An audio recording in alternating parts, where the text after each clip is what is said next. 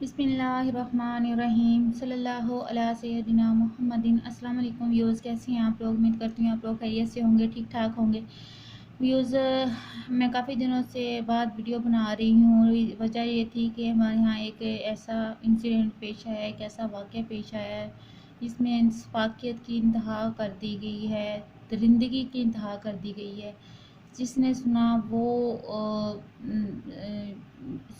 शौक़ में आ रहा है, जो भी सुन रहा है रूह कांप जाती है इंसान की जब वो इस तरह का कोई, इस तरह का क्या, इससे पहले इस तरह का कोई वाक़या सुनने में आया ही नहीं है।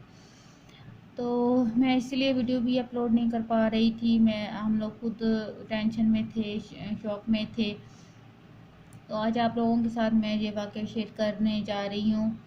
तो चैनल को सब्सक्राइब कीजिएगा और वीडियो को अच्छी लगी जाए तो उसको लाइक कीजिएगा और प्लीज़ इसको शेयर ज़रूर कीजिएगा, ताकि लोगों को पता चले उस सफ़ाक इंसान को जिसको अपने किए पे ज़रा भी नदामत नहीं है, ज़रा भी उसको शर्मिंदगी नहीं है, उसको अपने किए पे उसको किए की सज़ा मिल सके। ये वाक़या है कुछ दिन पहले का कि एक दो दो फ्रेंड्स थे। एक का नाम था शुएब, दूसरे का नाम था अली। शुएब जो था काफ़ी एज का था और शुएब का उम्र, और अली जो था वो कम उम्र का था। दोनों में फ्रेंडशिप थी, लेकिन हुआ यूँ कि शुएब ने अली के साथ ज़्यादती करने की कोशिश की, तो उसने जाके अपनी माँ को बता दिया। अब उसकी माँ बेवा थी, तो उसने जाके शोर मचाया उसके घर वालों के पास, वही पीटी के ये सब कुछ हुआ है। तो उसके घर वालों ने क्या किया कि जितने भी लोग थे सब ने कुरान पाक उठा लिया कि हम लोगों ने ऐसा कुछ नहीं किया, ना ऐसा हुआ है, ना ऐसा हो सकता है, वगैरह वगैरह। तो वो बेचारी रोती पीटती घर वापस आ गई, किसी ने उसकी बात नहीं सुनी, लेकिन बात जो है वो गांव में फैल गई। अच्छा, जब बात फैल गई तो शुएब को ये चीज़ अपनी बहुत ज़्यादा बुरी लगी कि मेरे लिए ऐसी बात फैल चुकी है। और तो फिर वो उस दिन तो खामोश रहा, लेकिन उसके ठीक 3 दिन बाद वो घर से निकला। तो वो उसको, अली को ढूंढता हुआ जो है ना निकला है। तो अली जो था वो गाँव में नहीं था, वो एक बंदे के साथ बाहर से ना बाइक पे आ रहा था। जब वो आ रहा था तो शुएब आगे से आके उसने उसकी बाइक रोक ली। अब वो जो बंदा बाइक चला रहा था वो ज़रा सियानी उम्र का था, ज़रा एज का था। उसने जब उसके तासरात देखे तो उसने ना बोला कि क्या बात है। उसने अली का दिफा किया, वो अली को उतारना चाह रहा था, और लेकिन वो बाइक वाला उसको उतरना नहीं दे जा रहा था। तो इसी तरह बहस चल रही थी कि शुएब ने क्या किया कि पिस्टल निकाल के तो बाइक वाले के सर पे रख दिया। कहने लगा कि चुपचाप इसको उतरने दो, वरना तो मैं तुम्हारी खोपड़ी उड़ा दूँगा। अब वो बेचारा डर गया, उसने उसको उतरने दिया। और वो उसने क्या, शुएब ने क्या किया, अली को अपनी बाइक पे उठाया और जाता जाता बाइक वाले से कहता कि अगर किसी को कुछ भी बताया तो न तुम्हारी खैर नहीं है, तुम्हारे साथ अच्छा नहीं होगा। अच्छा, अब शुएब ने क्या किया, उसको लिया वहाँ से लेके, तो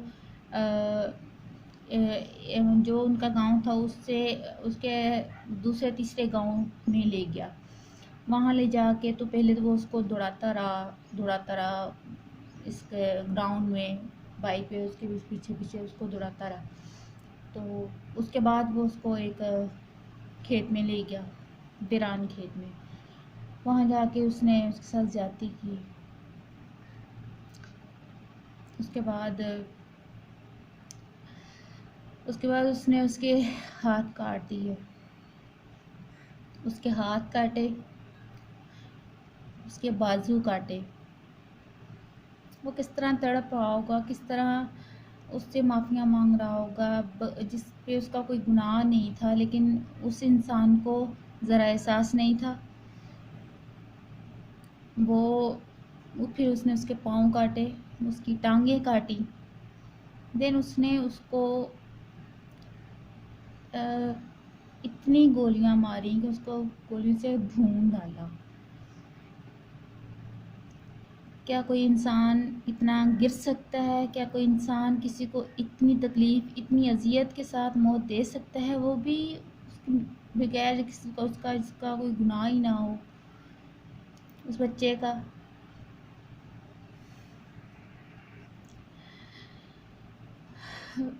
ये सब कुछ करने के बाद वो वहाँ से निकला। उसने क्या किया कि उसके अपनी मर्दानगी का सबूत देने के लिए सबसे पहले अपने घर वालों को फ़ोन किया। घर वालों को फ़ोन करके उसने सारा बताया कि मैंने इस तरह अली को मारा है, वो वहाँ पड़ा है और मैं अब अपने इस फलां दोस्त के पास जा रहा हूँ। घर वालों को बताने के बाद वो चला गया। अब दूसरी तरफ वो जो बंदा था जो बाइक पे अली को लेके आ रहा था, वो बंदा बड़ा टेंशन में था कि वो पता नहीं उसके साथ क्या करे था। ज़ाहिर बात है, वो बात जो पहले फैली हुई थी उस बात को भी लेके। तो उसकी बीवी जो थी बार बार उससे पूछ रही थी कि बताओ क्या वजह है, तो आप परेशान हो। वो बार बार पूछे और वो बता नहीं रहे थे। तंग आके तो उसने उसे बताया कि इस तरह से हुआ है। तो उसकी बीवी जो थी उसने कहा कि आपने गलत किया, आपको फ़ौरन उसकी माँ को बताना चाहिए, वो उसके साथ कुछ कर ना दे। उसने उसकी हिम्मत बनाई और उसको लेके तो उसकी माँ के पास गई। अब उसकी माँ जो थी उसको पहले भी उसको डाउट था और जब उसकी माँ को पता चला तो वो फ़ौरन भागी, उनके घर गई। उनके घर जाके तो उसने बोला कि इस तरह आपके बेटे ने किया है। खैर उसके अब्बू ने आगे से आके बात की और बात करके कहते कि मेरे बेटे ने ये सब किया है, आपके बेटे को मार डाला है और वो बाहर इस जगह पड़ा है और मेरा बेटा जो है फलां दोस्त के पास है, जाओ पुलिस को ले जाओ और उसको पकड़ लो। अब एक बेवा माँ, जिसके सर पे उसका शोहर नहीं है, एक बेटा ही उसका आसरा था जिसके लिए वो जी रही थी, उसके ऊपर क्या बीती होगी। और ऊपर से इतनी अजियत के साथ उसको मारा, इतने वहशीपन के साथ। इतना सफाक इंसान बिला वजह, बगैर किसी वजह के, बगैर किसी कसूर के, बगैर किसी गुनाह के उसको उसने इतनी अजियत दी। मतलब इससे बढ़कर और अजियत क्या हो सकती थी जो उसने उसको दी।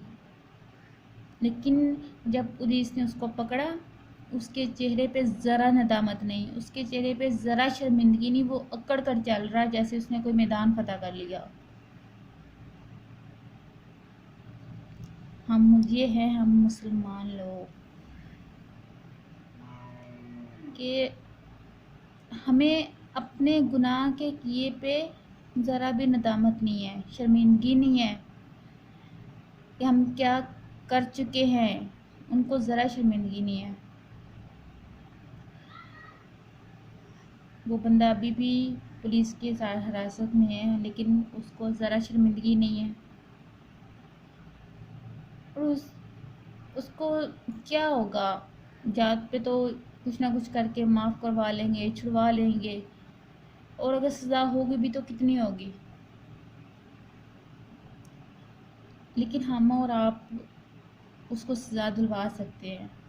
अगर इस वीडियो को आप ज़्यादा से ज़्यादा शेयर करें तो हो सकता है उस बंदे को सज़ा मिले, और ऐसी सज़ा मिले कि उसको एहसास हो कि उसने क्या किया है, कैसे एक माँ की गोद उजाड़ दी है। वीडियो अगर अच्छी लगी हो तो प्लीज़ इसको ज़रूर लाइक कीजिएगा और ज़्यादा से ज़्यादा शेयर कीजिएगा, और मेरे चैनल आमना सैलून को ज़रूर सब्सक्राइब कीजिएगा। मुझे अपनी दुआ में याद रखिएगा। अपना और अपने प्यारों का बहुत बहुत बहुत ज़्यादा ख्याल रखिए। Thank you so much. अल्लाह हाफिज़।